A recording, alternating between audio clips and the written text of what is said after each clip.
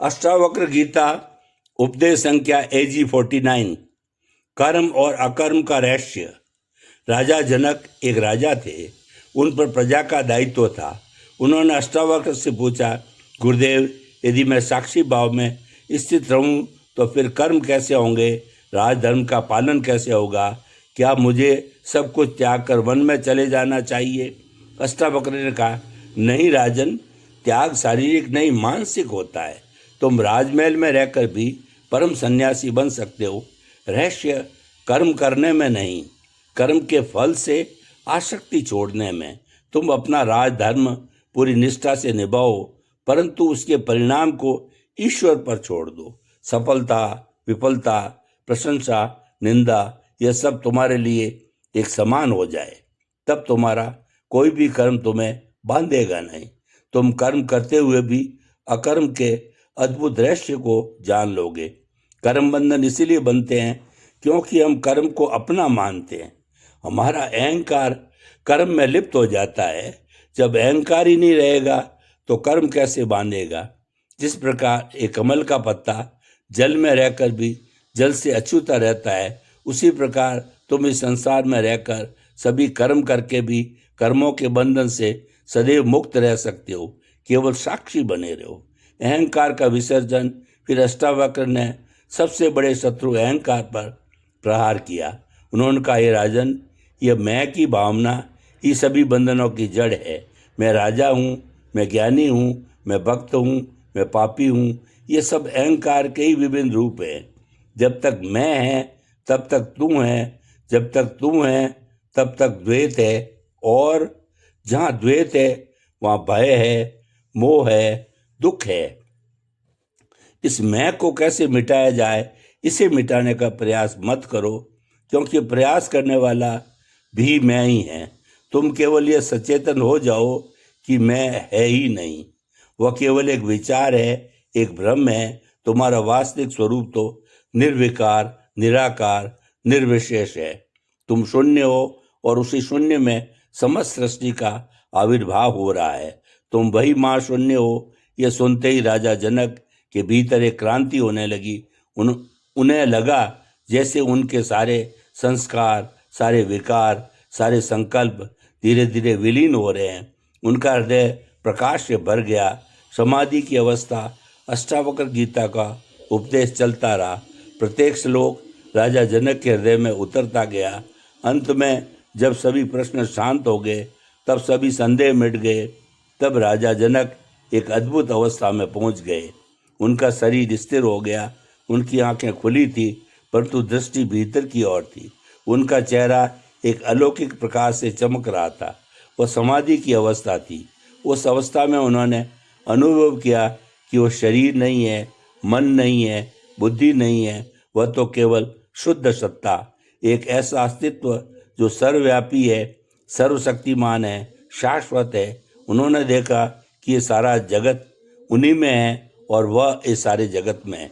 कोई भेद नहीं रह गया। वह महाशून्य में विलीन हो गए थे। जागरण और परम मुक्ति। कुछ क्षणों के पश्चात जब राजा जनक की समाधि टूटी तो उनकी आंखों में एक नया प्रकाश था। वही शरीर, वही सिंहासन, वही राजमहल, परंतु अब वह सब कुछ बदल गया था। राजा जनक बदल गए थे।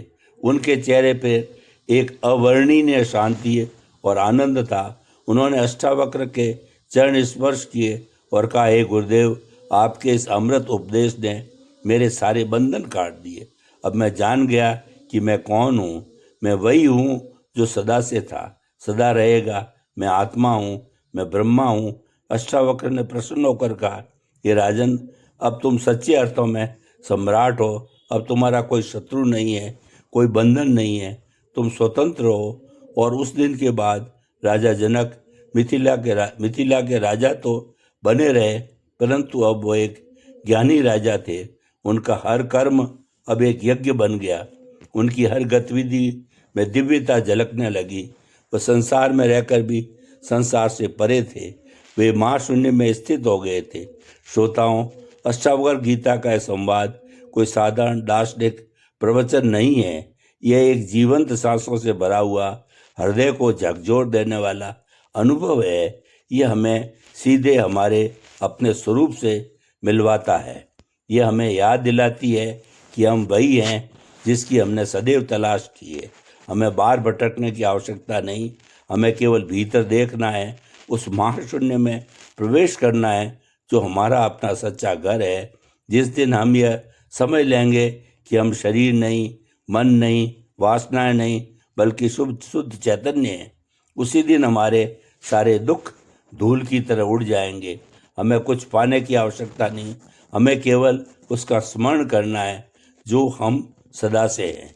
यही है अष्टावक्र गीता का संदेश, यही है महाशून्य में प्रवेश का मार्ग। फिर एक नया प्रश्न उठा राजा जनक के मन में। समाधि की उस ऊंचाई से उतरकर जहाँ हम सब कुछ शून्य थे, वे फिर से इस सृष्टि में थे। चारों ओर का दृश्य वही था, पर अब वो दृश्य उनके बिल्कुल बदल चुका था। उन्होंने गुरु अष्टावक्र की ओर देखा और एक नम्र प्रश्न किया, हे प्रभु, ये जो अनुभूति हुई है, ये जो ज्ञान का प्रकाश फूटा है, अब इसे जीवन में कैसे बनाए रखूं? ये साधारण जीवन की दिनचर्या में, राजकाज के कर्तव्यों में कैसे स्थिर रहेगा? कहीं ऐसा न हो कि अमूल्य रत्न में खो दूं। अष्टावक्र की आंखों में एक कोमल चमक दौड़ गई। वे जानते थे यह प्रश्न हर साधक के मन में उठता है। उन्होंने कहा, राजन, जिसने एक बार सच्चा स्वरूप पहचान लिया, उसके लिए फिर खोने का प्रश्न ही नहीं जाता। जैसे एक स्वादिष्ट भोजन कर चुके व्यक्ति के लिए उसका स्वाद सदैव स्मृति में रहता है, वैसे ही इस आत्मक ज्ञान का रस एक बार पी लेने के बाद तुम उसे भूल नहीं सकते। परंतु सावधान रहना, अहंकार का सबसे सूक्ष्म रूप तुम्हें फिर से बांधने का प्रयास करेगा। वह कहेगा, मैंने जान लिया, मैं ज्ञानी हो गया। यह मैं ज्ञानी का भाव ही अज्ञान का द्वार है। तुम्हारा कर्म अब भी चलेगा, तुम राजा हो, न्याय करोगे, युद्ध भी करोगे, परंतु अब वो कर्म एक नए ढंग से होगा। पहले तुम कर्म के कर्ता थे, अब कर्म तुम्हारे माध्यम से स्वयं होगा। जैसे सूर्य का प्रकाश स्वतः ही फैलता है बिना किसी प्रयास के, वैसे ही तुम्हारा जीवन प्रवाहित होगा।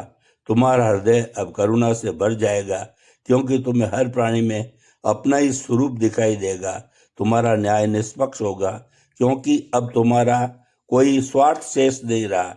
यही है ज्ञान की पराकाष्ठा।